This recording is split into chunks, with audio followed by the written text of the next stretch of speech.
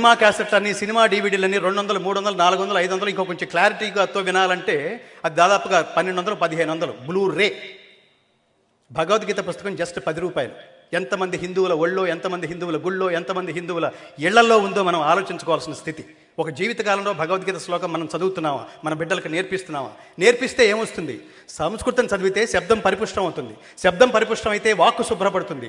వాక్కు శుభ్రపడితే శుభ్రపడిన వాక్కుతో నువ్వు ఏది మాట్లాడినా అది శాసనం అవుతుంది. ఎప్పుడైతే నువ్వు మాట్లాడే మాట శాసనమైందో ప్రపంచమంతా నిన్ను అనుసరిస్తుంది. ఈ స్థాయికి నువ్వు ఎదగాలా వద్దా, ఇది ఆలోచింపచేస్తుంది భగవద్గీత. ప్రపంచంలో ప్రతి దేశం మా దేశానికి రమ్మని ఒక్కొక్క మాన్యుమెంట్ చూపిస్తుంటుంది. అమెరికా ఏం చూపిస్తుంది? Statue of Liberty. దుబాయ్ ఏం చూపిస్తుంది? బుర్జు దుబాయ్ అని సముద్రంలో కట్టబడిన ఒక కట్టడం చూపిస్తుంది. అట్లాగే లీనింగ్ టవర్ ఆఫ్ పీసా ఒక దేశం చూపిస్తుంది.